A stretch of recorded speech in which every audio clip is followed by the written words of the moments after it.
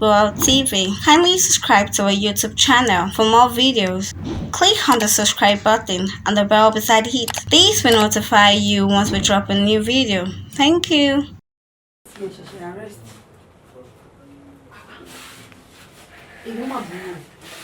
Ṣòro pé ọmọ ti ilé ẹjọ́ bọ̀ kúdó rẹ̀ tó bá wá ṣe investigation wọn sì tó bá rí pé ọkọ ẹ̀kọ́ ló pa ẹni yẹn níbo ló fẹ́ fojú sí wàá ṣẹ̀ṣẹ̀ àmà wá àmà bẹ̀bẹ̀ àbí àmà kúlẹ̀ wà ní ká má bínú. Dá tébù bí ẹ tún wá ń sọ pé ẹ máa gba ìbọn ẹ máa fi pa èèyàn, that is against the law. Then ẹ lè wá síbi ìgbà ìkẹkọ̀ọ́ wọn máa threaten ní ẹni ẹlẹ́ni bí náà. That's not right. Any láti mind the utterances. By the way, kí ni ẹ fẹ́ ká ṣe fún yín gangan? Okay, ẹ máa ní láti lọ dúró dè mí ní reception. Tí bá ṣe tán pẹ̀lú wọn, then I'll attend to you. Yeah. Very well. Flo, slate ẹ̀rọ ẹ̀jọ̀ ilẹ̀ ti ṣú ẹ̀jọ̀. Àwọn aṣọ máa ń pa àti ilẹ̀ ti ṣú ẹ̀jọ̀. Ṣẹ́tọ̀ ló wà lọ.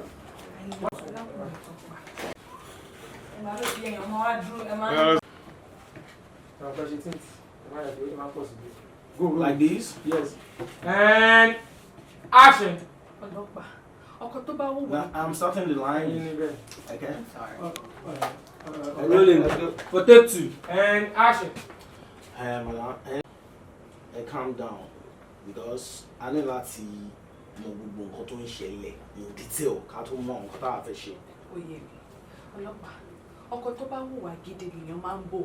Sherry, I love my husband dearly but wọ́n ṣe tí bí ikú wọ́n ṣe bí tí ikú o. Sherry tí. Pé o kò ṣe bí tí kò pààyàn kí n wá. Thank you. And action. Ọlọ́pàá ọkọ tó bá hùwà gidi lèèyàn máa ń bò. True enough mo love ọkọ mi. Ṣé gbọ́ mi pọ̀ kó ṣe tí bí pé ká pààyàn mi ò lè pààyàn ṣòye yín. Sherry tí ẹ bá lọ bá ọkọ mi tí ẹ béèrè dáadáa tẹ question ẹ dáadáa àṣírí kan ń bẹ láàrin èmi àtọkọ mi pẹ̀lú alákùnrin tó pa yìí. If you torture him well, you question him well, ó máa jẹ́wọ́ fún yín. Really? Mi ò mọ kankan pẹ̀. Oh, that's good. Yeah, who's there? Yeah, come in. Just so. Sir, come on, dancing. Wọ́n láwọn ni ẹ̀gbọ́n suspect Ọ̀ṣẹ́mọdé. Okay, that is ọkọ madam. That is ẹ̀gbọ́n ọkọ madam. Go and. Suspect yẹn lè mí rí fásitì. Ọkọ madam. Yeah. Action. Okay, that is ọkọ madam tó jókòó yìí. I think so. Okay, let her in. Alright, sir.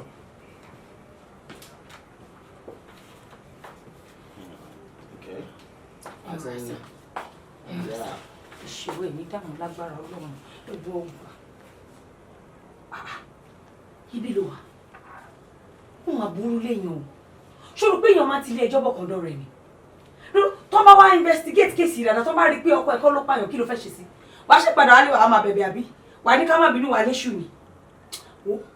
Tí wọ́n bá fi lè ṣe investigation wọn tó rí pé ọkọ ò mọ́wọ́ kò mọ ẹsẹ̀ ní kéèsì. Máa gba ìbọn lọ́fíìsì máa ń yẹ pàdé. Madam. Bẹ́ẹ̀ ni mo sọ fún ẹ. Yeah, just, calm down, calm down. Firstly, ẹ kọ́kọ́ wá sínú ọ́fíìsì mi. Mi mọ ọbẹ̀ jẹ́. Ẹ wá ń bank table bí báyìí. That's not right. Ẹ tún wá ń threaten ní innocent citizen Nigeria pé ẹ máa fi ìbọn pa. That's a criminal offence. Ẹ ní láti mind on trusting in anyway. Kí ni mo lè ṣe fún yín? Ẹ má pa ìlú lọ́rọ̀ àbúrò mi náà ni mo bá wá suspect tí ẹ ṣe mú yẹn náà ni kó mọ nǹkan kan pa mi fẹ́ kẹ́ help me. Really? Bẹ́ẹ̀ ni sà. Okay, anyway, ẹ máa ní láti lọ dúró dè mí ní reception. Tí n bá ṣe tán pẹ̀lú àwọn àwa sọ tí yín. Yeah, you can go.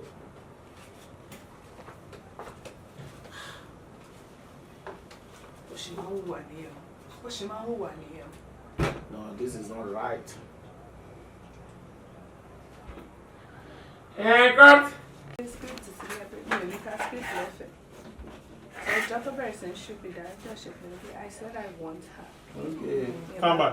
Right hand. Congress mode. See your look at Like you don't know what you're doing. Go. Show us where you are. And action. Tó bá hùwà gidi Let's go. Go and action. I need láti calm down because I need láti get details gbogbo nǹkan tó ń ṣẹlẹ̀ káà tó mọ̀ wọ́n lábẹ́ ṣe. Ẹ̀wọ̀ ọlọ́pàá, ọkọ tó bá hùwà gidi lèèyàn máa ń bò. I love my husband dearly. Chasing you are. See you all over. Okay, the eyeline is not good though. Báyìí ni mo ṣe wà lẹ́ǹkan yẹn o. Kò tí bí àwọn ti lọ sùn. No, something no. Let's go. Look, Okay. boom in shot. Sorry, any combo meal. Sorry, no. Okay, thank you. Go and action. Madam, I need láti calm down. Because I need láti get details gbogbo nǹkan láàfin ṣe ká tó lè mọ̀. Ọlọ́pàá, ọkọ tó bá hùwà gidi lèèyàn máa ń bò. True enough, I love my husband dearly. But kò ń ṣe bíi tí ń pé ká pààyàn. Ṣé ẹ̀ ń gbọ́ mi? Ṣé wá rí nǹkan? Àṣírí kan bẹ láàrin èmi àtọkọ mi àti alákùnrin tó pa. Okay, I'll take that again. Àṣírí kan wà láàrin èmi àtọkọ mi. Go. Don't use bear. As you come back. Come on, Oh, yeah. go. I love my husband. Pick up and action. I love my husband dearly. But kò ń ṣe mí pé kó wá pààyàn kí wá bò. Ṣé ẹ̀ ń gbọ́ mi? Àṣírí kan bẹ láàrin èmi àti ọkọ mi. Okay, I'll take that again. Àṣírí kan wà Oh, láàrin. yeah. And action. Àṣírí kan wà láàrin èmi àti ọkọ mi pẹ̀lú alákùnrin tó pa. Tí ẹ bá tọ́jú ẹ̀, tí ẹ question ẹ̀ dáadáa, á jẹ́wọ́ fún yín o. Really? Bẹ́ẹ̀ ni. Yeah, who is there? Who is there? Come in.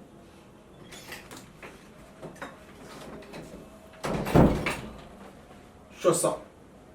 Sir, wọ́n máa kó wọn tàn sí. Wọ́n láwọn ní ẹ̀gbọ́n suspect ọ̀ṣẹ́ mọ̀. Ta ló ń bá sọ̀rọ̀? Ẹ tún máa wò mí. Èmi náà ló bá sọ̀rọ̀. Oya. Kí ló ń wò? Oh yeah, sure sir. I just wait. And action. Sure, sir. Sir, wọ́n máa kó wọn tàn sí. Wọ́n láwọn ní ẹ̀gbọ́n suspect ọ̀ṣẹ́ mọ̀. Okay, ọkọ madam tó jókòó. I think so. Let her in. No, that's I think so. Yes sir. Go and action. Ọkọ madam tó jókòó. Yes, sir. Okay, let her in. Okay, sir.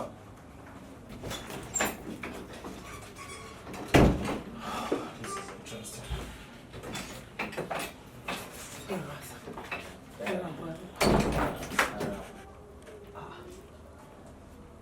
Ó máa burú lẹ́yìn.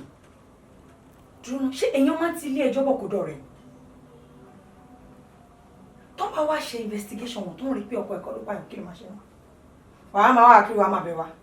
Mo bó ṣe ń da gbogbo wa láàmú káàkiri. Ẹ sà, ẹjọ́ bá mi ṣiṣẹ́ yín bí iṣẹ́. Ṣé tó bá ṣe investigation yẹn tán, tó ń rí pé ọkọ ẹ̀kọ́ ló pààyàn? Fúnra mi ni màá wá sí bíbá, màá gba ìbọn ọlọ́pàá má dẹ̀ ní ẹ̀pà. Bẹ́ẹ̀ ni mo sọ. Madam, Sà. ẹ ní láti calm down. Kí ló dé tẹ wá sínú ọ́fíìsì mi bíbá ìtẹ́ wá ń bank table? That is not right. Ẹ tún wá ń threaten innocent citizen pé ẹ máa gbàbọn ẹ máa fi pa. Criminal offence nìyẹn now. Ẹ ní láti mind the utterances yìí. And by the way, mi mọ bẹ jẹ́ mi ẹ kàn bind into the office ẹ dẹ. Ẹ̀gbọ́n suspect yẹn ni mí sà. So kí ni mo lè ṣe fún yín? Mo fẹ́ wá rí yín lórí kéèsì ní ẹjọ́ sà. Really? Bẹ́ẹ̀ni. Okay. Ẹ máa ní láti lọ jókòó dé mi ní reception. Tí bá ṣe tán pẹ̀lú wọn, then I'll attend to you. You can just go. Okay sà. Ẹ ṣé sà. Wow. Bó ṣe máa ń ṣe nìyẹn o. Bó ṣe máa ń ṣe nìyẹn, sorry. Pick up. Still rolling, go. Ọkọ mi ni mo mọ̀ dáadáa ẹ má fi lẹ̀ ẹ tọ́jú ẹ̀ ó máa jẹ́wọ́ fún yín. Bó ṣe máa ṣe nìyẹn o. Ẹni tá a sọ̀rọ̀ bá ọkọ mi mo mọ̀ dáadáa ẹ tọ́jú ẹ̀ á jẹ́wọ́. Roll and action. Bó ṣe máa ń ṣe nìyẹn o. Ọlọ́pàá, mo mú ọkọ mi dáadáa. Tẹ bá tọ́jú ẹ̀ dáadáa, ó máa jẹ́wọ́ fún yín. Ṣé ẹ gbọ́ mi? Mo mọ̀ nǹkan tí mò ń sọ. And cut. Thank you. God bless you. Ayé o, máa wá arákùnrin níta. Ó máa kùnrin. Bọ̀ kò ń ṣe gbogbo àwọn tó bá yẹ kí ó dáwọ́ sínú pé bàbá mi ìlàyé ṣe. Bá mi wá. Àgọ́! Stop. Sorry, Jare. Pick up. Action. Ògbọ́n tó máa ń sọ pé say no to drug nínú rédíò everywhere. Ẹni yìí ti say yes to drug ni. O rí tó bá rà. O rẹ̀ yẹn tó lè wà bí ẹyin fún. Jẹ́ ká tètè máa eléyìí kù sí wa. Wọ́n ti tẹ́kì.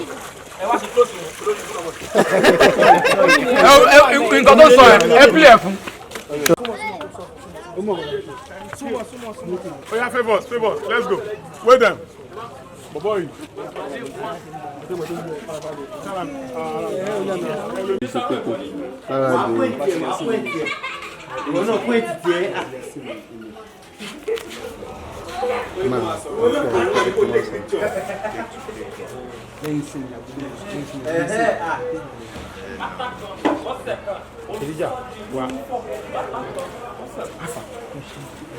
Video you want video you.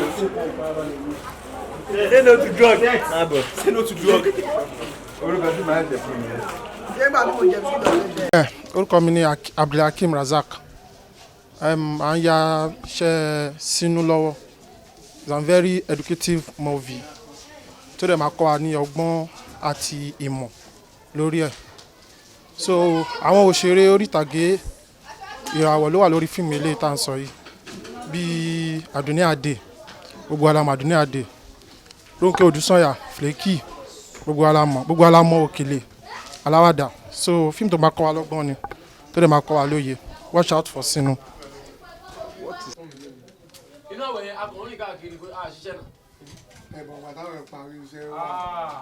Bọ̀ inú àwẹ̀ náà àwa location káwẹ̀ tó dé àbísì.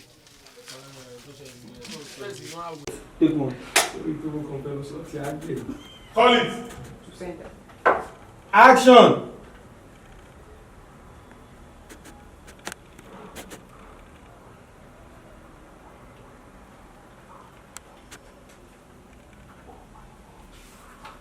Okay.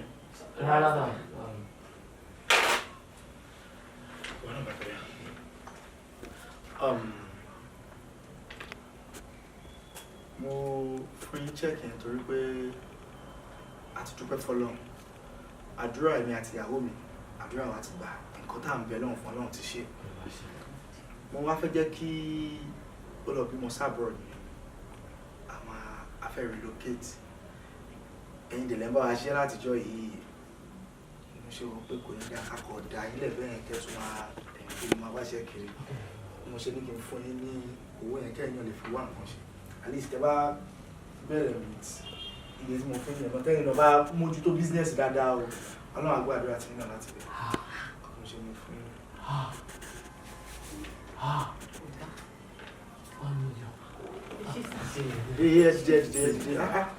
Ẹ dìde. Ẹ̀yin náà dìde sẹ́ apá. Ẹ dìde. Orí ẹ̀ dàrú ni. Níwájú ọ̀gá ló ti ń ṣe dáadáa báyìí. It's okay, ó ti tó. Àwa máa lọ títí bóyá bí ọ̀tún ńlá.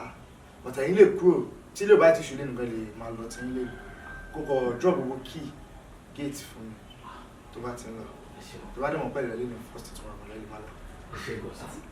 Ìkọ́ lè kọ́ bára lágbára lọ orí tọ́lọ́run ṣe kò ní dìbàjẹ́. Àwọn olóòrùn dé bá yín. Ọ̀dẹ́jọ́ lójú o. Ọ̀dẹ́jọ́ lójú o. Ẹ lè máa lọ kẹ́ máa fi ẹ máa prepare àti. Ẹ ṣe gọ̀gá. Ọ̀gá mi máa ń dáhùn tó lọ. No, má wọ̀rẹ̀. Ẹ ṣe sà. Má gbàgbé láti kó gbogbo àwọn kí yẹn fún mi kó tó lọ apá.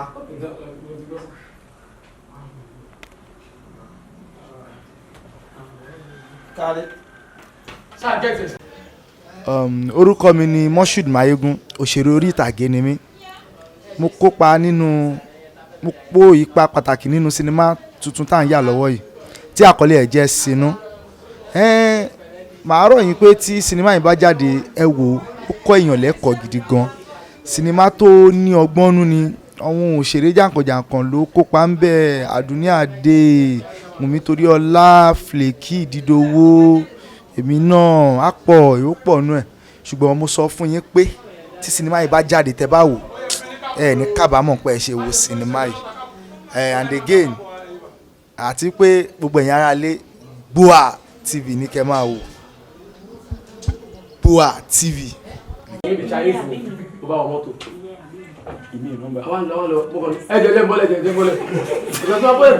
Kí ló dé? Kí ló dé ṣe bọ́lẹ̀? Èlò ló wà lọ́wọ́ ẹ̀? 35,000. Ṣé káàṣì? Àwọn ẹgbẹ́ mi tó ní 1,000 jíjí kò sí wọ́pọ̀ gbà. Ok. Wá bára mi sọ̀rọ̀. mọ́tò mi ó tún bọ́lẹ̀ kó dé yànnà òru níbẹ̀ ìgbà tó wà fi máa dúró pẹ́pẹ́pẹ́ máa ń jẹ́ mọ́tò jàre máa ń rìn débi church bus stop lórí bridge yẹn. lọ́wọ́ church bus stop yẹn. láti wo ló ti ń bọ̀. látọ̀ yẹn state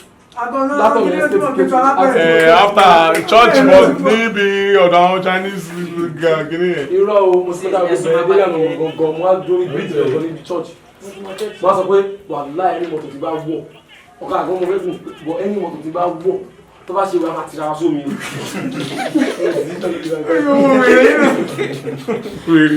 lẹ́yìn mo nígbà tó wá ní owó ẹ̀ tán wọ́n á sì ìlú dáná òwe kí owó yẹn dábẹ́ apá kékeré. kí ló dé ìwà sọ pé kí ló ṣẹlẹ̀ lórí àwọn kò sọ àlàyé. bàtà ìwé ìjọ rojọ́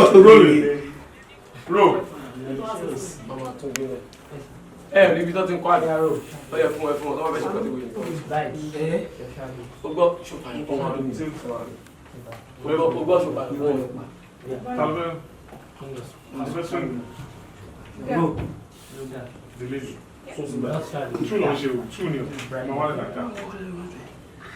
ṣé kò sínú fíìmù ṣé fún mi ò sínú fíìmù. àbáyọ. ok ṣé ń wo ṣé lẹ́nu ọ̀fìn náà lè sún wọn. no búùmù yẹn mo ń sọ pé ṣé búùmù yẹn. no ara tẹ̀ tó ń sọ nǹkan mi ò dé ẹ̀mẹ̀ sún sẹ́yìn.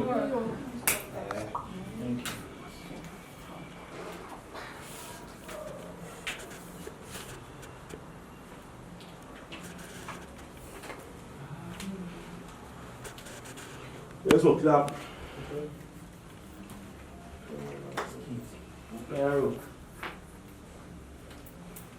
Máa ń rìn bẹ́ẹ̀ yẹn, àwọn ogun ló ń rìn bẹ́ẹ̀. Níwájú náà. Kó bẹ̀rẹ̀ àwọn àwọn. Wọ́n síwájú náà. Let's roll. Sound like it.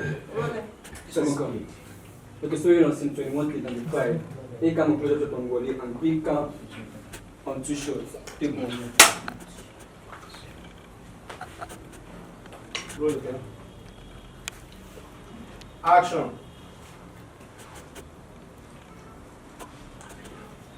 Call for it. Okay.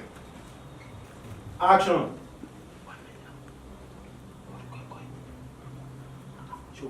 Kí ló ṣe yín?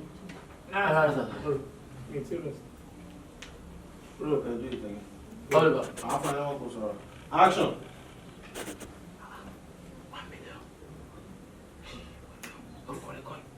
Kí ló ṣe yín?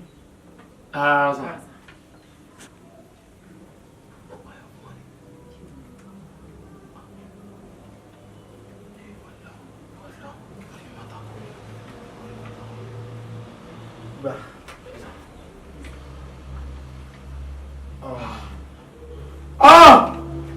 Kí ló ṣẹlẹ̀? Orúkọ mi same price. Ṣé máa farabalẹ̀ kí n sọ̀rọ̀? Ṣé o mọ̀ nǹkan tí mo fẹ́ ṣe mọ̀ nǹkan tó jẹ́ ni? Ṣé o mọ̀ bí a mọ̀ fẹ́ fún ẹ̀ ń ṣe ni? Adúpẹ́ fọlọ́. Gbogbo àdúrà tá à ń gbà nílé yìí, Ọlọ́run ti gbàdúrà wa. Ọlọ́run ti ṣe nǹkan tí. Gbogbo àdúrà tá à ń gbà. Same price. Let's go. Thank you. Pick up. Sorry. So, sir. Action. Gbogbo nǹkan tá à ń béèrè lọ́dọ̀ Ọlọ́run ti ṣe fún wa. Ọlọ́run bá mi ṣe dáadáa fún ìyàwó mi.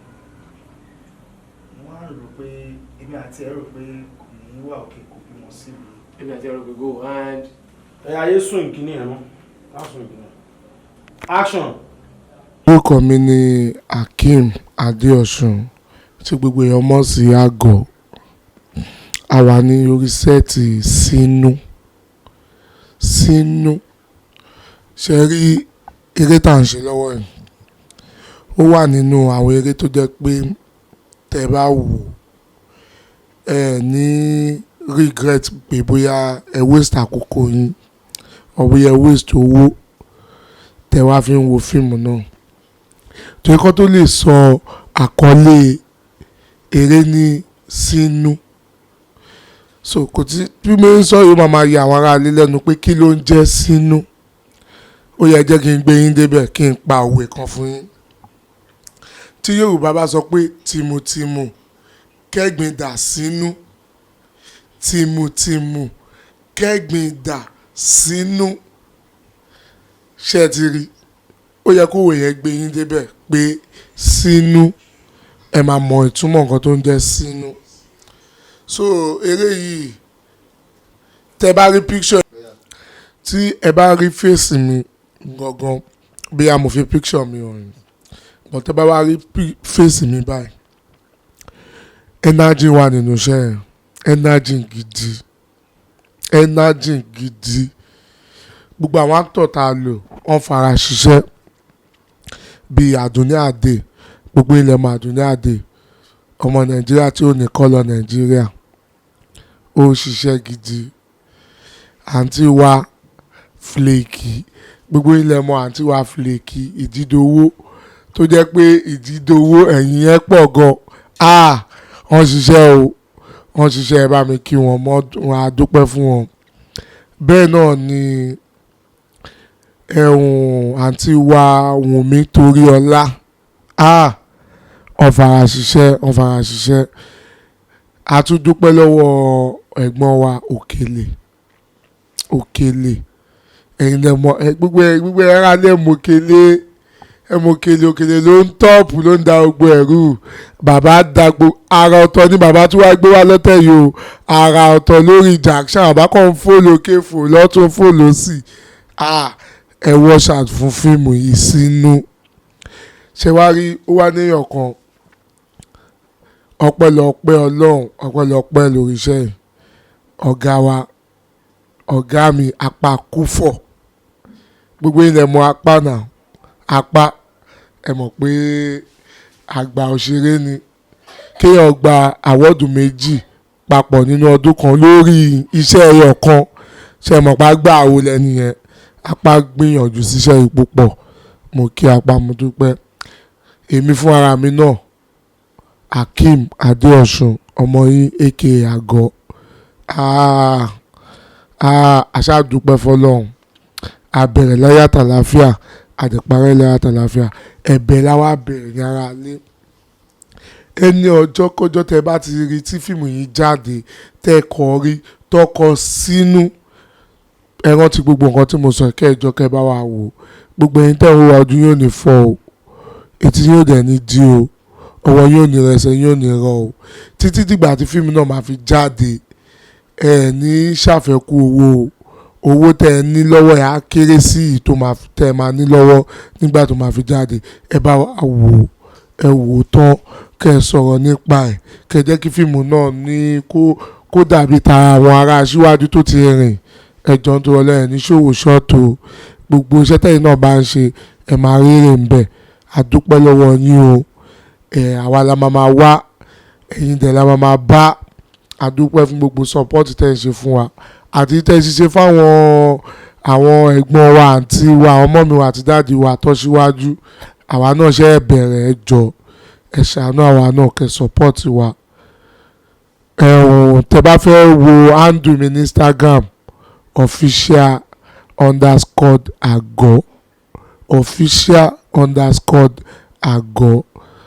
so ẹ dẹ̀ máa wo àkọlé tẹ̀wọ̀n mi báyìí Gboah TV ojú ni wọ́n ń ṣàìmọ̀ fólókò tẹ́ bá fẹ́ mọ̀ anything nípa àwa òṣèré so ọ̀dọ̀ wọn lẹ ti máa rí wọn ọ̀dẹ̀ kí ń lọ sínú wọ́n ń ṣe sinimá kan bẹ̀yẹn kẹwàá rí Gboah TV kó wá bẹ́ẹ̀ lọ bẹ̀yẹn rọ́ tí ó bá ti jẹ́ sinimá tó pójú owó tó jẹ́ pé àwọn òṣèré tó dá àwọn kámẹ́rámà ká wá sọ̀rọ̀ lórí àwọn irinṣẹ́ tá a lò nínú iṣẹ́ yìí tẹ́ ẹ bá rí ẹjọ́ tó rọ̀ lọ ẹ wéètì fún very soon ó máa jáde sínú wash out. Now when they are acting it here yes. You stay here now you are watching them so what do you see? I saw them praying and one man said that. Speak louder. I watched the film that one of us said that his life is no more good again. Ọya apá ti bàjẹ́.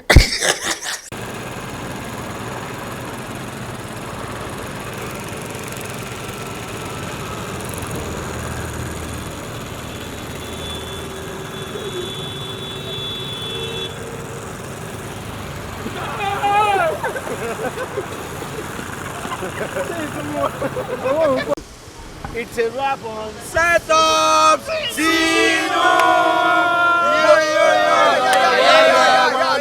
Directed by Adamubo, PM by Make up by Wait for it, a banger.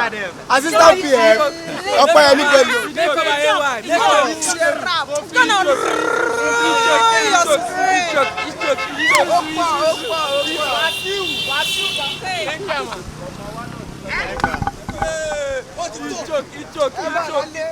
You want to come out for set? Say you me go lórí set. It's the only me that is on this farm. Say me come over loco in. Set ma.